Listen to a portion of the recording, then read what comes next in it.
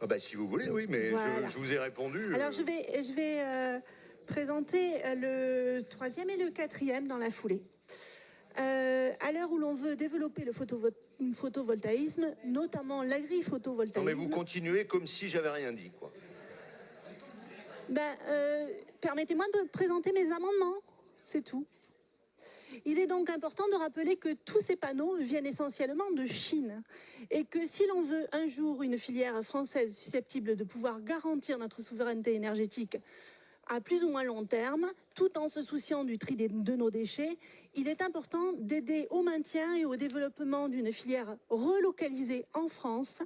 Notre politique régionale, toujours tournée vers l'avenir, serait un excellent exemple qui, si l'on développait cette filière de recyclage de panneaux solaires, un site de recyclage comprenant le tri, la sélection, la révision et le test des panneaux solaires, qui ferait le lien entre les assurances, les poseurs de panneaux et les clients potentiels, serait un moyen d'allier la réduction de nos déchets en matière de panneaux photovoltaïques et la remise dans le circuit de ceux qui pourraient être réinstallés dans un autre projet.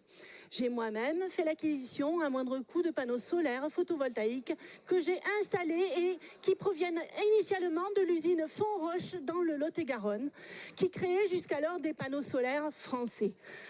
Des panneaux issus d'une revalorisation des déchets ont le double avantage de coûter moins cher, de réduire les déchets et d'être créateurs d'emplois non délocalisables.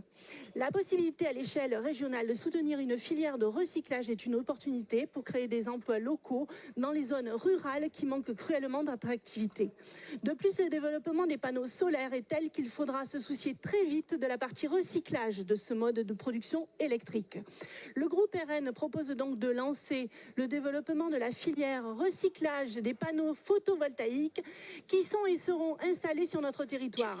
Cela comprend un état des lieux des installations quant à leur état, leur vieillissement et la fin de vie programmée qui, à n'en pas douter, va s'annoncer prochainement, vu l'évolution de la durée de vie des installations, la prise en compte des aléas climatiques et une part de marge quant au renouvellement que pourraient nécessiter les conséquences d'une tempête. Le but étant, à terme, de pouvoir créer une filière de recyclage qui permettrait à tous, agriculteurs, entreprises et particuliers, de pouvoir s'équiper à moindre coût avec des panneaux solaires recyclés qui revaloriseraient les déchets de la filière, créeraient des emplois locaux en zone rurale et soutiendraient notre souveraineté énergétique. Et devant l'enthousiasme que suscitent vos réactions à mes amendements, je ne doute pas, chers collègues, que de tous bords vous soutiendrez mes amendements. Madame, moi je veux bien que vous ne suiviez pas l'activité de la région, mais nous avons ce centre, je vous invite à aller le visiter, c'est à Saint-Loubès, il est installé depuis plusieurs années, il fait du recyclage, on est en train de l'accompagner en plus pour que les métaux rares qui sont dedans, notamment l'argent et l'or, sur des technologies qui n'existent pas, puissent être prélevés, ce qu'on ne sait pas faire aujourd'hui. On le fait sur la reuse, on le fait sur tous les plans. Mais, enfin, écoutez, quand même, moi je veux bien qu'il y ait des différences, mais là on est en train de le faire massivement. On a acheté 3 machines qui viennent du Japon. Ça existe, bordel de Dieu. Restez poli quand même, c'est la moindre des choses. Excusez-moi.